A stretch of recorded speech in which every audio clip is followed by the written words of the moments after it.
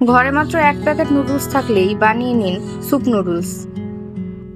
ঘরে থাকা কিছু উপকরণ দিয়েই বানিয়ে নিন মজাদার এই স্যুপ নুডলস, যেটি খেতে অত্যন্ত সুস্বাদু। চলুন তাহলে কথা না বাড়িয়ে মূল রান্নায় চলে যাওয়া যাক। এখানে আমি মুরগির বুকের মাংস ছোট ছোট পিস করে কেটে নিয়েছি এবং এতে সামান্য পরিমাণ আদা রসুন বাটা দিয়ে এক সাইডে ম্যারিনেট করে রেখে দিলাম। এবার নিয়ে নিয়েছি এক প্যাকেট ম্যাগি নুডলস আর এটাকে গুঁড়ো করে নিলাম। এবার চুলায় একটি প্যান বসিয়ে দিয়ে এতে দিয়ে দিলাম সামান্য পরিমাণ বাটার আর সয়াবিন তেল। বাটার যখন কিছুটা পরিমাণ গলে আসবে এর মধ্যে দিয়ে দিচ্ছি ম্যারিনেট করা মুরগির মাংস। কিছুক্ষণ নেড়েচেড়ে ভালোভাবে মুরগির মাংসটা তেল আর বাটারের উপর ভেজে নিচ্ছি। এই সময় চুলার আঁচ মিডিয়াম টু হাই হিটেই রাখতে হবে। আর এই ভাজার সময় কিন্তু খুব সুন্দর একটি স্মেল পাওয়া যাবে। এবার দিয়ে দিলাম সামান্য পরিমাণ গোলমরিচ গুঁড়া আর চিংড়ি মাছ। এখানে আমি খোসা ছাড়ানো 3 পিস চিংড়ি মাছ ব্যবহার করেছি, তবে আপনারা চাইলে চিংড়ি মাছ ব্যবহার নাও করতে পারেন। এবার মুরগির মাংস আর চিংড়ি মাছটা কিছুক্ষণ সময় ধরে ভালোভাবে ভেজে নিচ্ছি।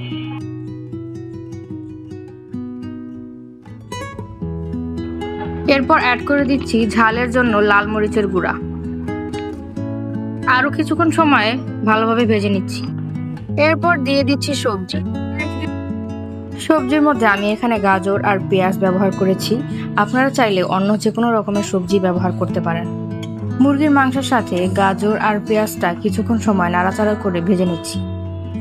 ভাজা হয়ে গেলে এতে অ্যাড করে দিচ্ছি সেই থেতো করে রাখা নুডলস।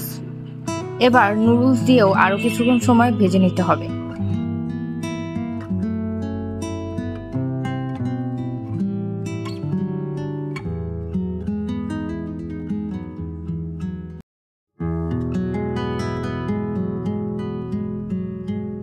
এরপর অ্যাড করে দিচ্ছি পরিমাণ মতো পানি।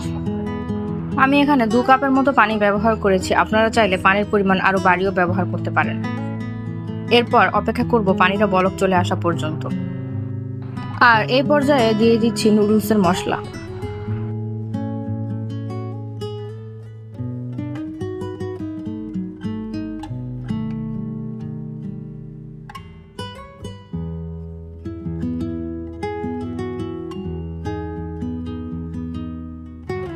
এই পর্যায়ে স্বাদমতো লবণ দিয়ে স্যুপের সাথে ভালোভাবে মিশিয়ে নিচ্ছি।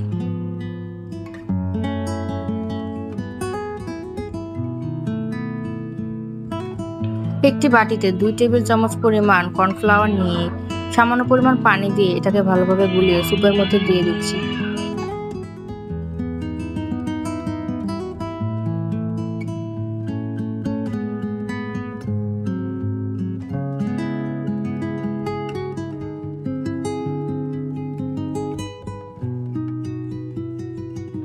কর্নফ্লাওয়ার দেওয়ার কারণে স্যুপটা ঘন হয়ে আসবে।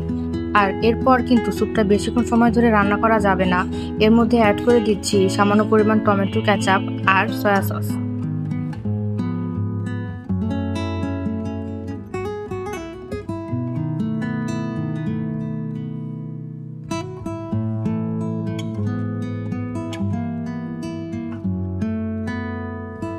স্যুপ রান্না প্রায় শেষের দিকে। এই পর্যায়ে সামান্য পরিমাণ কাঁচামরিচ কুচি আর ধনিয়া পাতা কুচি দিয়ে এটা নামিয়ে নিচ্ছি। এই স্যুপটা কিন্তু খেতে খুবই মজাদার হয় আর এটা কিন্তু প্রায় 3 জনের মতন খেতে পারবে। বাচ্চা থেকে বড় সবাই এই স্যুপটি খেতে খুব বেশি পছন্দ করবে। এটি যেমন মজাদার তেমনি কিন্তু স্বাস্থ্যকর একটি নাস্তা। আপনারা বাড়িতে অবশ্যই একবার হলেও এটি ট্রাই করে দেখবেন।